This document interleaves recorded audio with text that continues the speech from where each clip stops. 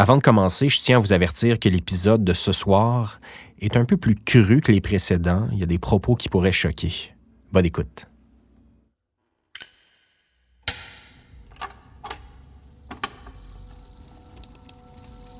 Ce balado est une présentation de la Fabrique culturelle de Télé-Québec.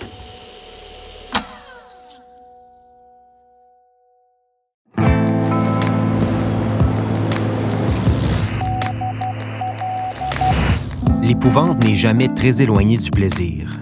L'obscurité favorise les situations où le pire peut, sans crier gare, succéder au meilleur. Vous écoutez Signal Nocturne.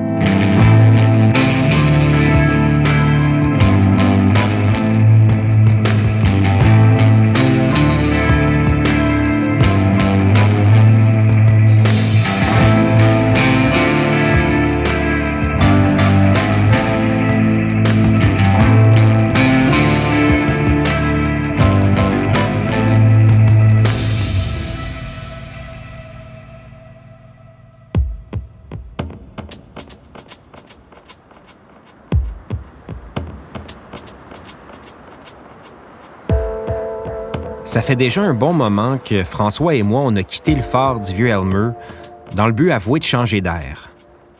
Je suis pas prêt à dire que c'est pour changer le mal de place, parce que nos déplacements sont plus que jamais limités, mais au moins on trouve les moyens nécessaires de s'évader un peu.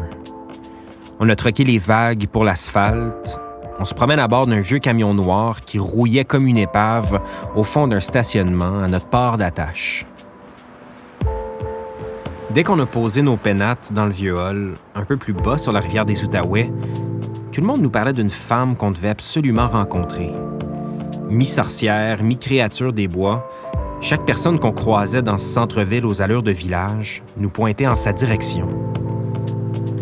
On nous disait qu'elle avait la mémoire de celles qui ont habité cette île depuis 2 siècles, la fougue des allumettières qui avaient lutté pour leur dignité et la mémoire du territoire, de Buckingham jusqu'à Notre-Dame-du-Lot, en passant par Maniwaki, Notre-Dame-de-la-Salette et le quartier Lambert. On a vite compris que c'est elle qui mène ici. Avant de lui laisser la place qu'elle mérite, je vous annonce qu'on a un programme d'une sensualité étonnante ce soir. L'auteur et comédien Danny Boudreau nous offre un extrait de Corps céleste en compagnie de la metteur en scène Edith Patnaud, qui redonne vie, en plus de ça, au texte Selfie de Sarah Berthiaume. L'auteur-compositeur-interprète Geoffroy revisite sa chanson Coastline dans une session La Fab. On a aussi trouvé un extrait de Jean-Claude Germain qui livre un plaidoyer passionné sur l'écriture et l'histoire. Mais d'abord et avant tout, on fait un saut à la campagne, à la frontière de l'Outaouais et des Laurentides, où Marjolaine Beauchamp nous donne rendez-vous dans un bar de danseuses qui sert de décor à sa pièce Taram.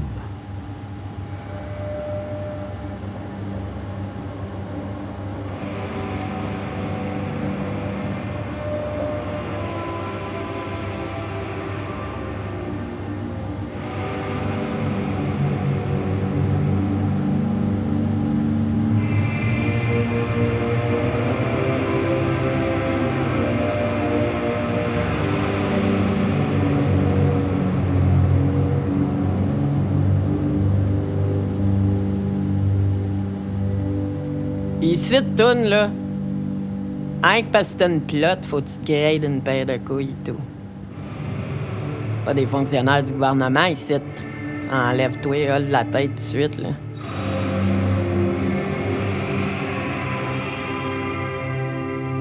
Au début, le boss, il était mal à l'aise parce que je venais d'ici.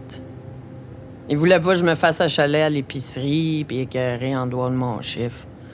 Hey, j'ai dit de me laisser aller. Sacrement, je suis né ici. Ce bord-là, je le connais comme le fond de ma poche, esti. Hey, à 6 ans, ma mère me faisait rentrer dans l'entrée puis mon père me way. Elle me mettait les mains sur le bord des yeux pour pas jouer les tout nus, là. C'était pour que mon père y rentre. C'était la seule façon. Hey, la première fois que j'ai fait dans le cul à quelqu'un, là, c'est ici. Dans le parking. Mon père, il était sorti en sacrement après ma mère, puis là, il s'était mis à chicaner, puis il y avait la petite commère, là, qui reste à côté du bar, ben, elle regardait dans la fenêtre. Elle m'a mis en beau calvaire. Voyons donc, tu regardes le monde se chicaner, esti. Fait que je t'ai fait un finger, ben, à fermer les rideaux. À 12 ans, en cachette. Parce que mon chum Will, sa mère, a dansé ici et tout. Puis elle nous laissait fumer des cigarettes dans la petite pièce où elle changeait. Mais Will, il habitait pas dans le village. Mais eux autres, c'était des nouveaux. Ils restaient juste en sortant après le stretch de sapin.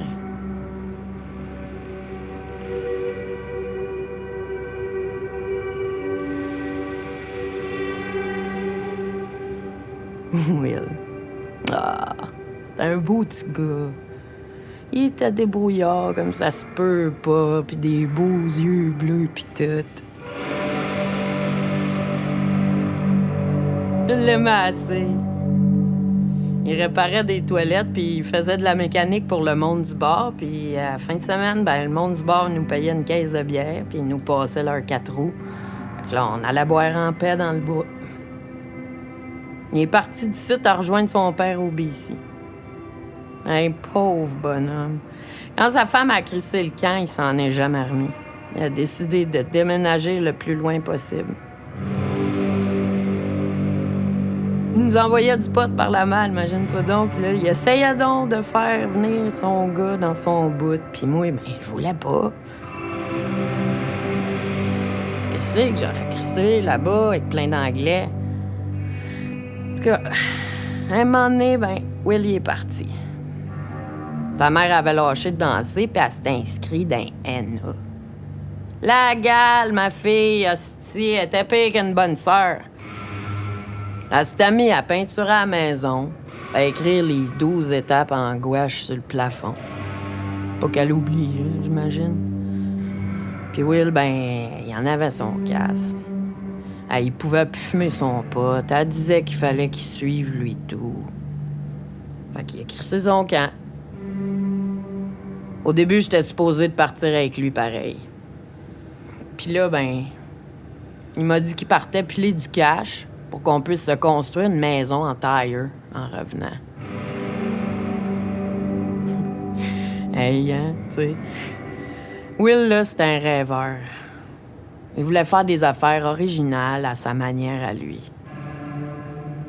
Mais il n'est pas revenu avant longtemps. Au début, il m'appelait à frère renversé. Il me contait ses affaires. Ah, j'étais jalouse, là, des Anglaises. Je me disais que c'était toutes des cochonnes. Parce que les films de cul, ben, tout le temps en anglais. En tout cas, il me racontait les brosses qui sautaient avec son père. M'en rappelle d'une hostie. Hey, ils se sont levés un matin, toute rampe, OK?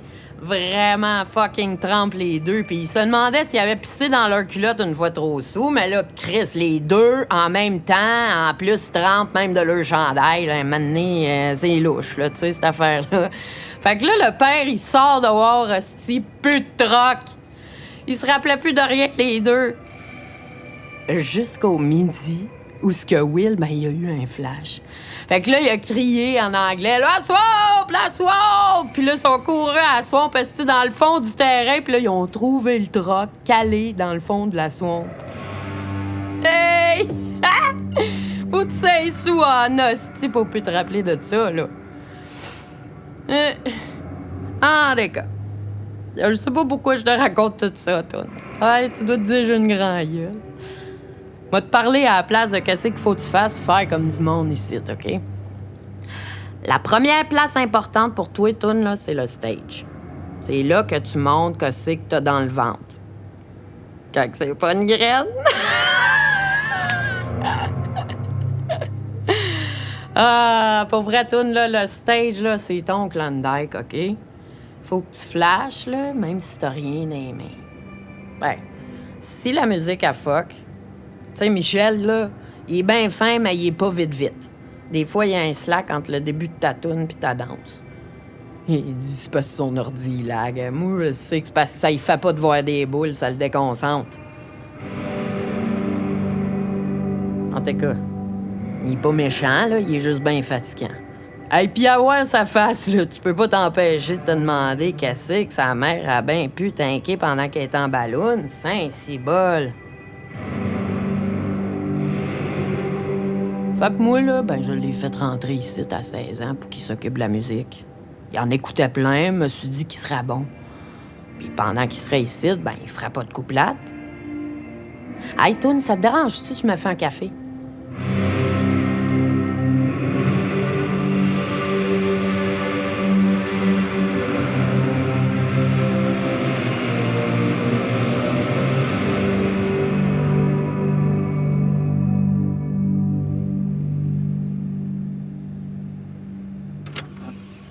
D'abord, il y a une chose qui est importante à savoir, je veux dire, c'est que je suis d'abord un écrivain de théâtre, chose spécifique. Donc, comme écrivain, je fais le travail normal d'écrivain. Donc là, si les gens disent, mais on parle pas de même, c'est vrai, parce que j'écris d'abord en germain, comme Tremblay écrit en Tremblay, comme Barbeau écrit en Barbeau, et comme Garneau écrit en Garneau. Ce qui est le propre des auteurs. Parce qu'en France, il n'y a personne qui a vraiment parlé comme Gide ou Proust ou Sandrard. Et Dieu seul sait que ce sont 3 auteurs français qu'on cite dans les petits manuels, mais qui n'ont rien à voir l'un avec l'autre. Ce sont des Français différents. C'est des écrivains. On prend une matière linguistique. Puis je veux dire, puis il y a aussi, mais il n'y a pas seulement ça, il y a toutes les émotions, toute la culture qui est charriée d'histoire, puis on s'en sert, puis il faut communiquer avec le public directement et immédiatement. Parce qu'au théâtre, ça se passe là. Il faut comprendre tout de suite. Tu prends un livre, là, puis il n'y a pas de dictionnaire. Mais vous l'organisez, cette langue-là, pour la rendre vraisemblable au théâtre? Évidemment, parce que le théâtre, c'est d'abord d'être crédible et d'être plausible. Alors, nécessairement, cet art-là, c'est effectivement un art spécifique qui est d'organiser une langue. Et j'en prends partout de la langue. Moi, j'en prends en arrière, en avant, je veux dire, en campagne. Dans le lac Saint-Jean, on envoie 12 mots pour dire une chose. C'est une richesse. D'ailleurs, tant qu'on écoute les gens parler, très souvent, les linguistes surtout, ou les grammairiens qui doivent nous suivre et pas nous précéder, ce qui est le contraire qui se passe ici. À ce moment-là, ces gens-là veulent toujours éliminer 12 mots pour en garder un. Moi, je trouve qu'en avoir 12, c'est une richesse, puis de temps en temps, on s'en sert d'un, de temps en temps, d'un autre. Est-ce que vous êtes d'accord avec une diversité de langues au théâtre, qu'on présente des pièces... Mais est-ce que je suis d'accord avec une diversité de monde? C'est pas moi qui décide ça. Je veux dire, le monde n'est pas pareil. Je veux dire, vous vous promenez le matin, puis vous rencontrez un chauffeur de taxi qui a une langue de chauffeur de taxi, qui était... Puis après ça, en plus de ça, c'est pas un urbain récent. Il a encore sa langue de campagne. La bonne femme qui vous sert vos toasts, elle vient du lac Saint-Jean, elle est merveilleuse, elle a d'autres choses. Je veux dire, c'est que la diversité de langue, c'est la vie qui est diversifiée. Il y a juste les universitaires, puis les linguistes qui vivent dans une genre de sphère blanche où, je veux dire, les mots sont purs. Mais le son pur, c'est blanc, c'est plate à mort.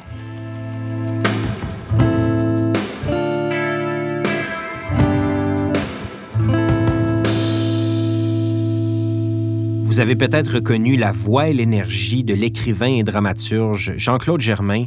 C'était à l'émission L'âge de la parole de Radio-Québec, une archive qui date de 1976, et je vous invite à la visionner sur lafabriqueculturelle.tv. De Notre-Dame-du-Lot, on passe au Saguenay-Lac-Saint-Jean dystopique, imaginé par Danny Boudreau. Au début de l'année 2020, le Centre du théâtre d'aujourd'hui présentait sa pièce « Corps céleste », mettant en vedette Gabriel Favreau, Brett Donahue, Louise Laprade, Julie Le Breton et Évelyne Rompré. Dans ce texte publié au Cartanier, le personnage de Lily retourne dans sa maison natale alors qu'une guerre pour le pétrole fait rage dans le Nord. En compagnie de la metteur en scène de la pièce, Édith Patnaud, Danny Boudreau nous invite sur un plateau de tournage pornographique dans un verger érogène. Danny incarne le personnage de Lily et Édith, celui de Florence.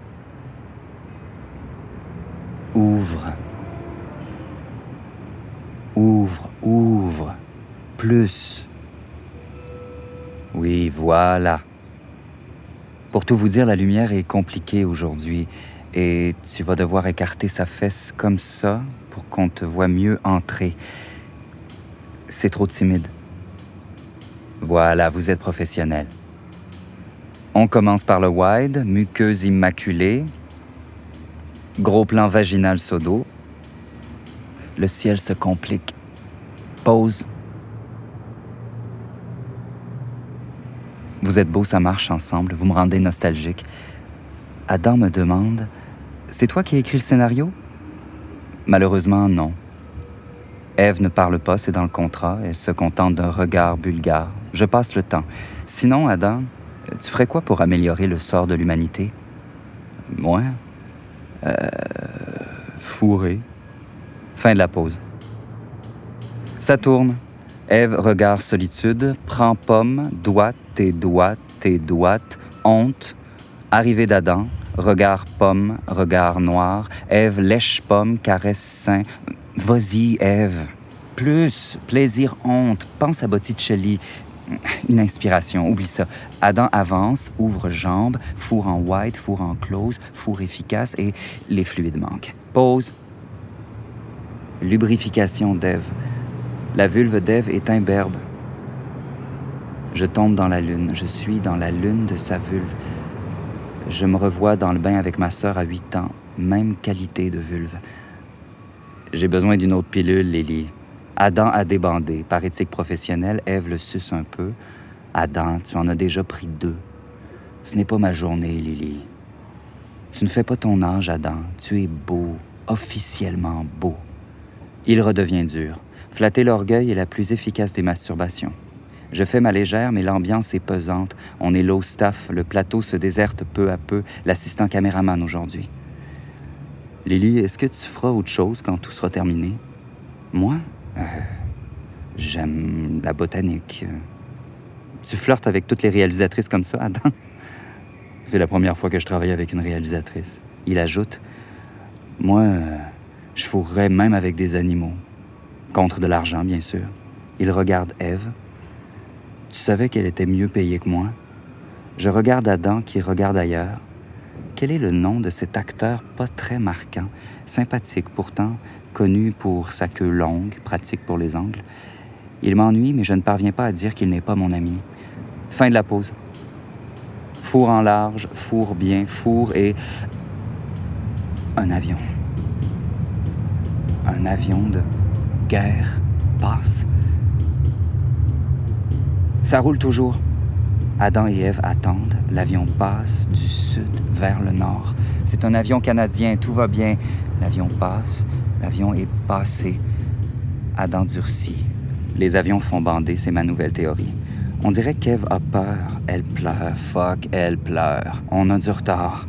Allez, on reprend dans 3, 2, 1... Au ralenti, ça donnerait « Il écarte sa fesse, introduit sa queue en elle, et entre, et sort, entre, sort. » Et les lèvres s'étirent, s'étirent, s'étirent. Ève fait les bonnes notes. Elle ne crie pas trop fort, ça ferait salope. Elle ne peut pas se taire non plus, elle aurait l'air frigide. Ève gémit en cadence, comme moi. Je pense à ma vie, dedans, dehors, ma vie. J'ai sur les fesses d'Ève. Le visage n'est pas dans le contrat. Ève vient, mais ne vient pas. Ève, viens voir le moniteur. C'est morne. Est-ce que ça t'est déjà arrivé d'être vraiment obscène, Ève? Par obscène, je veux dire irreprésentable. Je te parle d'abandon. Qu'est-ce qui te fait rire, Adam? Touche-toi, Ève. Pour de vrai, circulaire et lent, vraiment, et les seins, doucement. Mais je t'en prie, coupe-moi ces ongles-là, tu vas te blesser les lèvres. Bruit d'avion. Tous se figent. L'avion arrive du nord, tous s'affolent, se dispersent, la perche tombe par terre, le bruit m'assourdit. Un avion russe, l'avion passe, est passé. Aucun obus, aucun missile, fausse alerte. La scène est bonne et complète. Tous fuient, Ève me dit « Fuck you ». Adam me donne sa carte, le soleil descend, crépuscule de la porno canadienne. Me voilà seul dans le verger. Je vais dans ma roulotte, me démaquille, regarde mon téléphone, silence post-coïtal.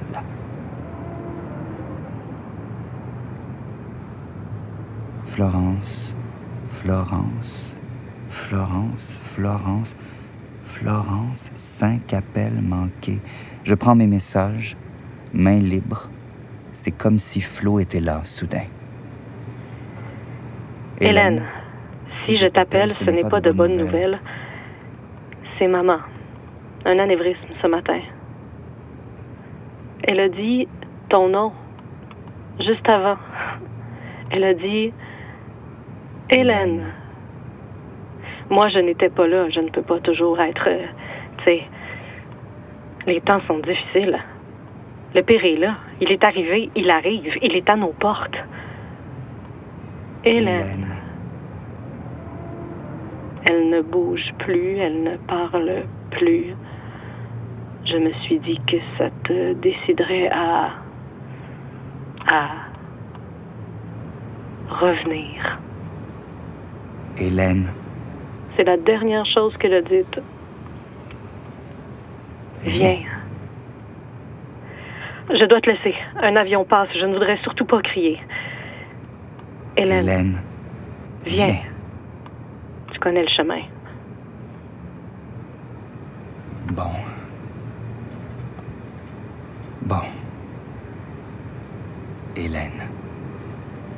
15 ans qu'on ne m'a pas appelé comme ça.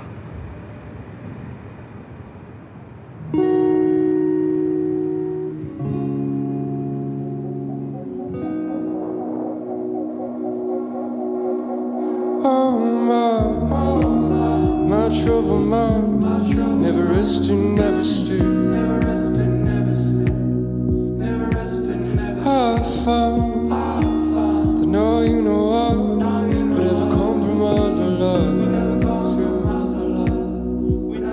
even though I sound selfish, I'm alright, better off your mind. Been if the best years of my life have been lived out on mine now.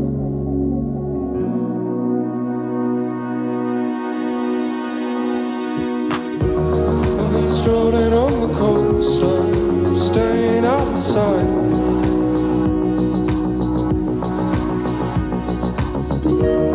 Been stoning, overthinking, misreading all your signs.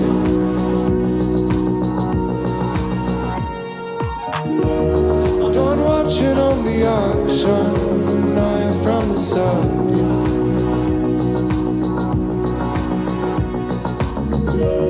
So tired out of patience, been blunt and out of line.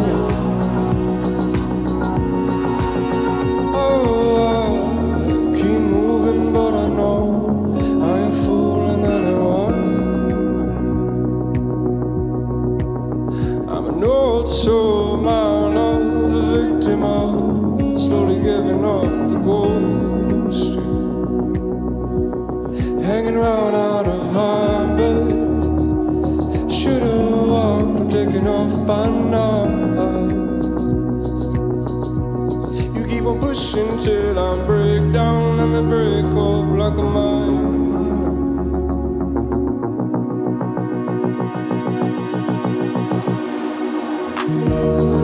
Strolling on the coastline, staying outside.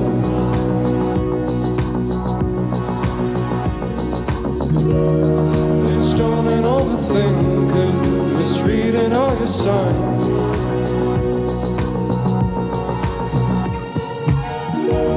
I'm done watching on the action, knife from the side.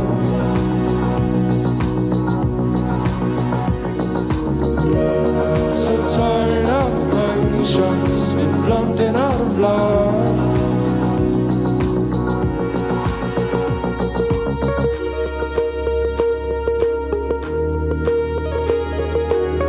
Never resting, never still, never resting, never still.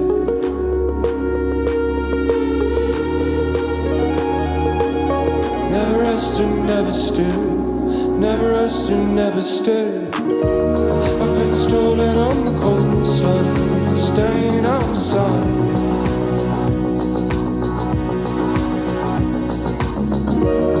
Been stoning, overthinking, misreading all your signs.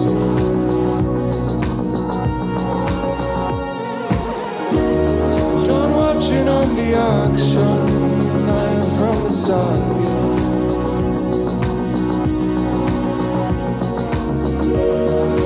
Tiring out of patience, been blunt and out of line.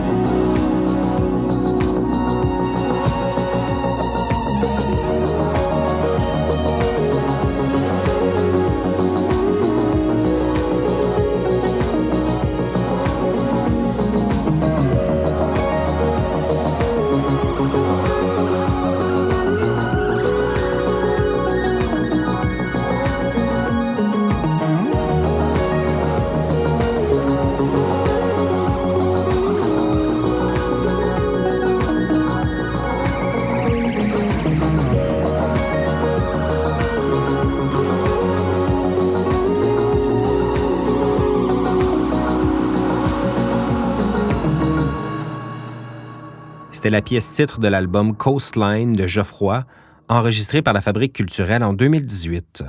Et depuis, Geoffroy a sorti un excellent deuxième album intitulé 1952. C'est déjà le moment d'un dernier extrait, toujours dans l'esprit charnel dans lequel on est plongé depuis le début de l'émission. On a entendu la voix d'Édith Patnaud il y a quelques instants dans Corps céleste, et on la retrouve dans Selfie. La pièce qui traite d'autopornographie a été créée en 2015 par le prodigieux metteur en scène Philippe Cyr. La section que Cyr a choisi de nous présenter est une légère dystopie écrite par Sarah Berthiaume et interprétée par Édith Patnaud dans le rôle de Mérédith. Autrefois, Mérédith avait une peau. C'était une peau de rousse, fragile, laiteuse, constellée de taches de rousseur. Une peau un peu rugueuse aux coudes et aux talons, mais très douce sur la nuque, le ventre et l'intérieur des cuisses. Une peau blanche et fine, particulièrement sensible au soleil et au grand froid de l'hiver. Depuis toujours, Mérédith aimait qu'on regarde cette peau. Très tôt, elle avait pris l'habitude de la prendre en photo, sous tous ses angles, toutes ses coutures. Chaque jour, elle s'adonnait à des séances où elle se tortillait devant l'objectif afin qu'aucune parcelle de cette peau n'échappe à l'œil de la caméra. Puis, elle envoyait ses photos au hasard du web et fantasmait sur le nombre de gens qui y auraient accès. Puis, Mérédith fut en âge d'avoir des amants. Elle découvrit alors une autre qualité de regard sur sa peau, le regard en direct. Avant l'amour, elle s'étendait sur le lit, toute lumière allumée, et se laissait dévorer par l'œil de son partenaire. Elle aimait qu'il la découpe plan par plan, centimètre par centimètre. Elle aimait qu'il la voie telle qu'elle était, offerte, ouverte, béante, parfaitement nue.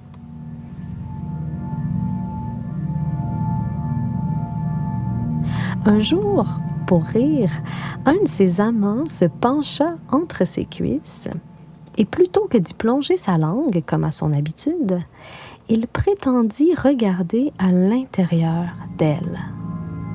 Cette phrase plongea Mérédith dans la plus profonde, la plus indescriptible extase. Cette idée qu'on regarde à l'intérieur de son corps était de loin la chose la plus érotique qui lui avait été donnée d'entendre. Cet amant avait raison. La vraie nudité ne se trouvait-elle pas à l'intérieur de sa peau? Peu de temps après cette révélation, Mérédith commença à se sentir mal. Sur toute la grandeur de son corps, elle se mit à souffrir de terribles démangeaisons qui lui donnaient des nausées et l'empêchaient de dormir. Mérédith crut d'abord à une crise d'urticaire, mais ses résultats médicaux la confrontèrent à l'évidence. Elle sentait sa peau. Cette peau qu'elle avait tant aimée, tant montrée, lui était devenue comme une couche de vêtements inconfortable, un voile épais entre elle et le monde, une barrière absurde entre son corps et le regard des autres. Sa peau était devenue un emballage superflu dont elle devait à tout prix se débarrasser.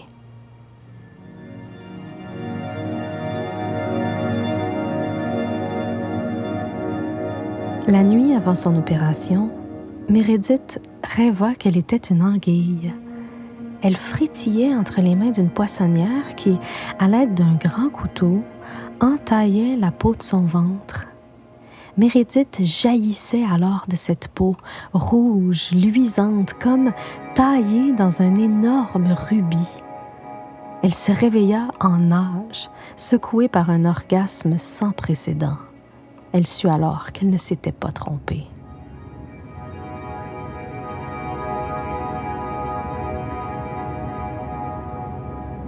Mérédith émerge doucement des vapeurs analgésiques.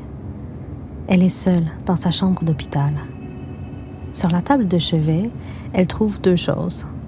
Un bouquet de fleurs envoyé par sa mère et son ancienne peau, qu'on a nettoyé, tanné, puis rangé dans un sachet hermétique. Meredith prend le sachet entre ses mains et l'étudie.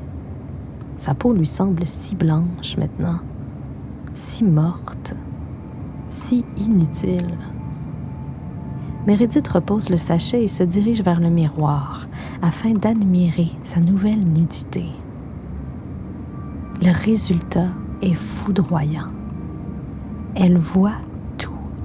Ses muscles, ses nerfs, la circulation effrénée de son sang dans ses veines. Elle se voit enfin telle qu'elle est, rouge, palpitante, parfaitement nue. Enfin, pas tout à fait encore. Car afin que son corps s'habitue à ce changement drastique de constitution, les médecins ont recouvert ses chairs vives d'une mince pellicule transparente, semblable à du papier de riz. Meredith touche le film du bout des doigts. Elle se sent comme un appareil électrique, un micro-ondes, tiens, dont l'écran a été recouvert afin de le protéger.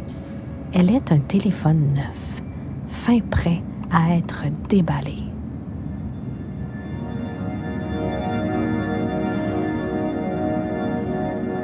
Meredith attrape ses bottes, son manteau et quitte l'hôpital en laissant son ancienne peau sur la table de chevet. Elle se précipite dans le tunnel du métro, choisit une ligne au hasard et s'engouffre dans un wagon dont les portes se referment juste derrière elle. Puis, elle s'avance entre les allées et s'arrête, très droite, au milieu du wagon bondé.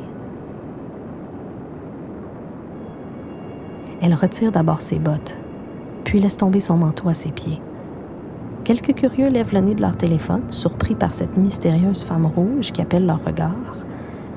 Très délicatement, Meredith pose ses doigts sur la démarcation entre son front et son cuir chevelu, là où commence la pellicule de plastique.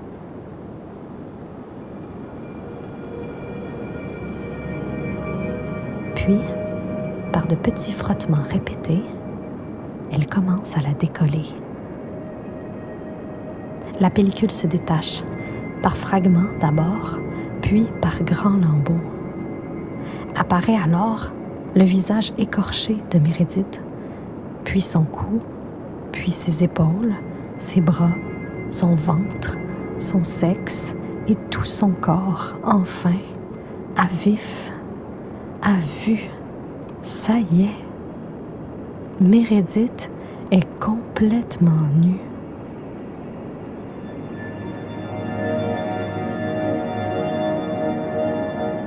Ses chairs vives, rouges, roses, luisantes de sang et de lymphe, palpitent au contact de l'air dans le silence interloqué du wagon.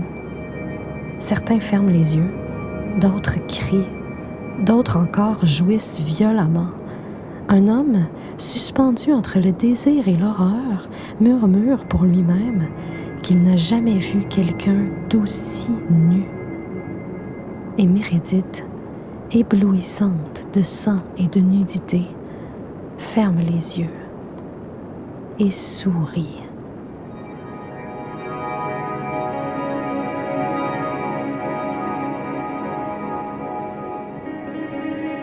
C'était Edith Patnaud dans Selfie, une création de Philippe Cyr et un texte de Sarah Berthiaume.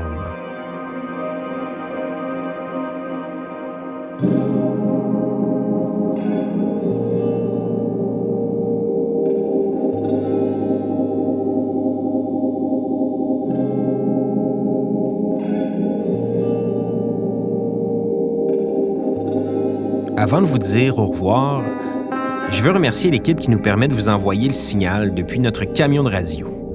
François Larivière au montage, mixage, à l'habillage sonore et à la musique, Steven Boivin à la musique, François Desrochers et Nadine Deschamps de Télé-Québec Outaouais-Laurentides, l'archiviste Elena Babova-Yureva, la rédactrice en chef Jeanne Dompierre, l'édimestre Sophie Richard.